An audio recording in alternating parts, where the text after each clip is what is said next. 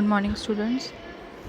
So, in our unit, dyes and intermediate industry, we saw dyes, its classification, and then we studied about VAT dyes. Now, today we will be seeing one of the important intermediates in the dye industries. It is H acid.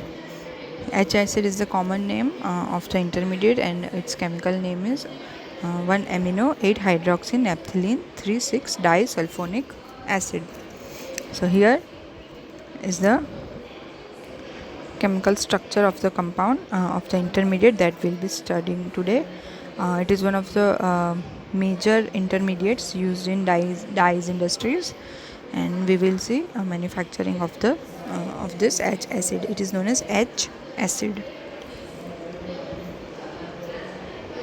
So we can see 1 amino 8 naphthenol like that. The chemical structure is justified with the name. It is an important dye intermediate and is produced from naphthalene. So the main raw material is naphthalene by a combination of unit process of sulfonation, nitration, reduction, hydrolysis, and other processes. So a number of unit processes are going to be there: sulfonation, nitration, neutralization, filtration, then reduction will be there. So all these processes will be using in the manufacturing of H acid. It is used in manufacturing of large number of azo dyes and pigments. Azo is a type of dye. Azo dyes, we saw the class of this class of dyes while we studied the classification of dyes.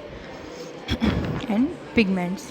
Pigments and paint industries we will see further. In that also this intermediate finds major applications. So the molecular formula and chemical formula are given.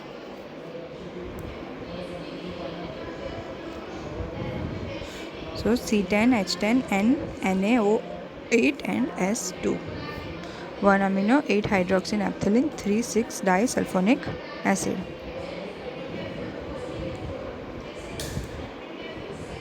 This is the flow sheet or process flow diagram for manufacturing of H acid. So we will see this stepwise, but quickly we will go through the unit processes one by one. So we can see first of all sulfonation over here. Sulfonation is going on. So sulfonation is the first step. After that, nitration is the second step here. This is first, this is second, nitration, then neutralization. After neutralization, filtration and washing is taking place. Wash is taking place over here. Washing and here filtration. We can see the mesh filter. After filtration and washing, we have reduction. So in this way, here we can see reduction is being carried out over here. Reduction vessel. After reduction, again there is filtration and washing over here.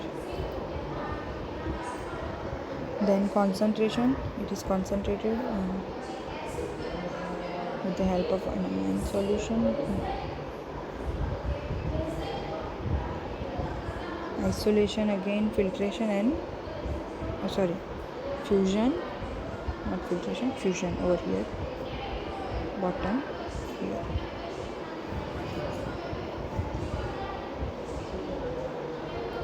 And then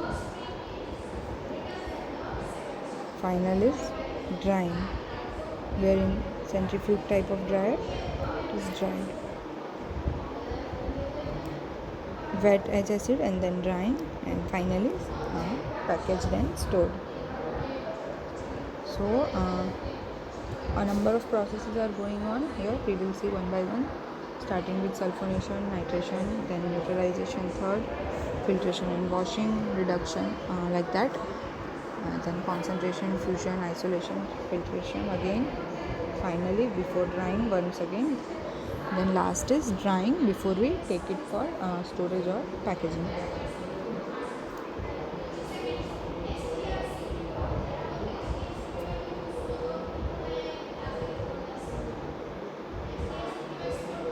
So these are the steps that we'll be following, as we said: sulfonation, nitration, neutralization. This third and fourth steps, okay, we will see each one in detail. These all are combined. Some steps are combined.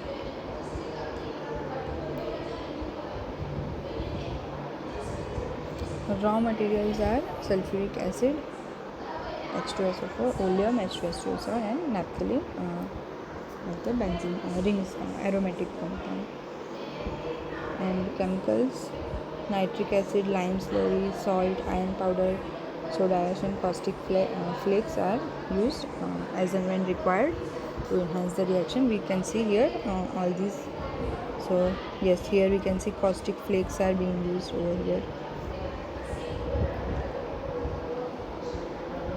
So all these are used.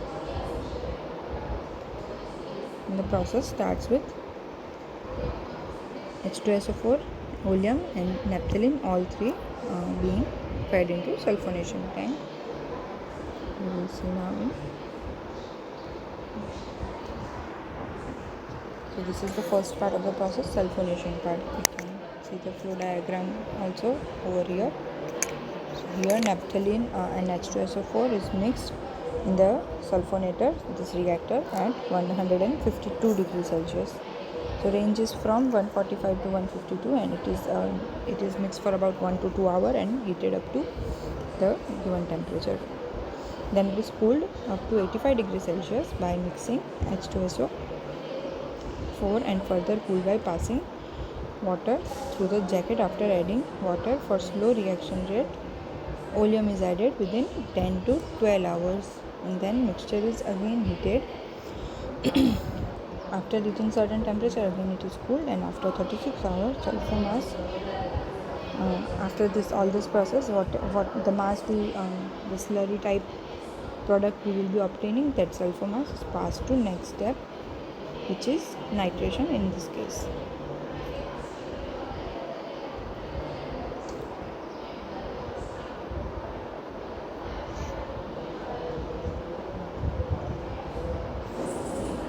So naphthalene and H2SO4 reaction will give us this product at the end of first step, naphthalene 1,3,6 trisulfonic acid.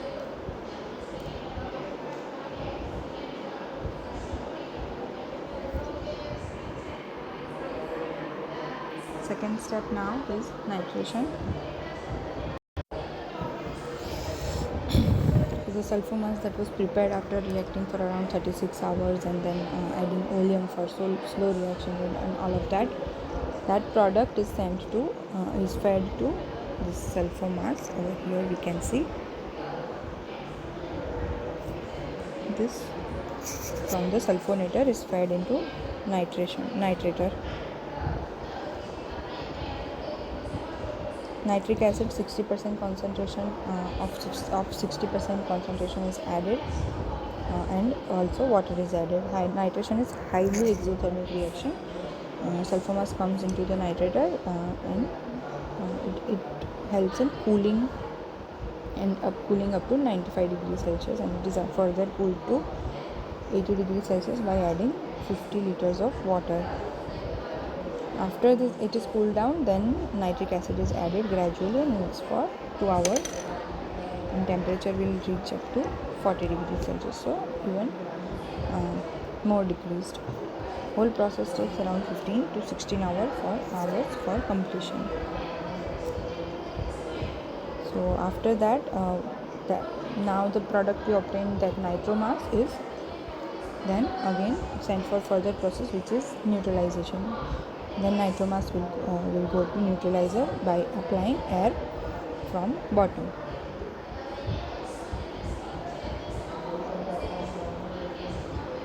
And this is third and fourth step: neutralization, filtration, and washing.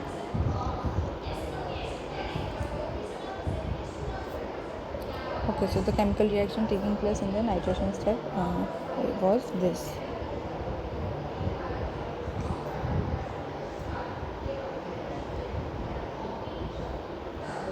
Next, neutralization, filtration and washing over here. So the nitromass is fed into neutralizer first, and nitro solution is taken from slurry tank. Then salt and nitromass are added gradually. Global salt, that means our normal salt, and nitromass are added gradually for 4 to 5 hours, and then lime slurry is added for around 7 to 8 hours to bring the pH up to 6. Temperature right now has become 80 degrees Celsius, and the reaction takes place, or this process takes place, takes 16 hours of time. This reaction produces gypsum as solid waste. So the byproduct here is gypsum, which is removed in filtration, and filtrate from it goes to the nitro solution holding tank. So from here you can see, from neutralizer the solid waste is being removed, and then from filter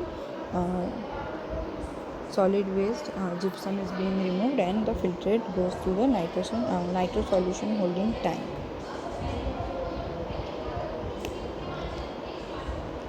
Wash of hot water in NUSH is known as backwash of nitro, which is transferred to neutralizer NUSH filter over here.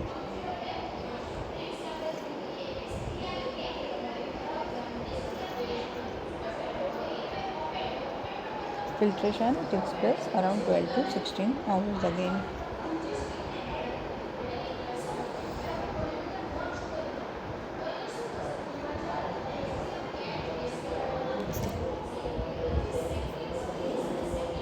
Next is reduction, and again filtration and washing. So before we did neutralization, filtration and washing, then now reduction is done, and then it's filtration and washing is done again. So nitro solution after the neutralization, filtration and washing from previous step is charged first with H2SO4 and large amounts of iron powder over in the reduction tank over here. Here this is our reduction tank, and iron, you can see iron and H2SO4 is being added along with the nitromass. Next it is heated up to 90 degrees Celsius for 3 hours. Then again nitro solution is charged with soda ash to adjust the pH up to 8.5. Reduced mass is then sent to filter press, where iron sludge is separated from amino solution. Here we can see iron sludge being separated.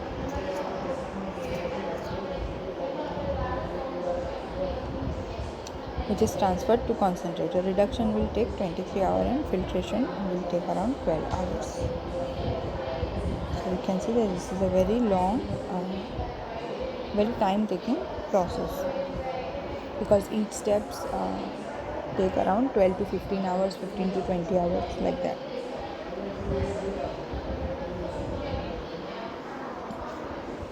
Next is concentration and fusion.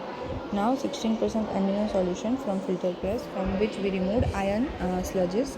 That solution is concentrated in open pan concentrator at steam temperature, with the help of steam and temperature 100 degree Celsius. So this is the here we have reached from filter press. Amino solution is fed into concentrator, where it is being heated with the help of steam of 100 degrees Celsius for 16 to 17 hours, and 40% amino acid solution will go to the autoclave. Whole operation takes around 22 hours in autoclave, where caustic flakes are also added along with amino solution, and heated for around 10 to 11 hours at 180 to 182 degree Celsius and 80 psi pressure. The fused mass is then transferred into isolation vessel. So from both the autoclaves, fusion holding tank, we can see over here, this is fusion holding tank. From this it is then fed into isolation tank. So this was concentration and fusion, and now the last operation of isolation, filtration and drying.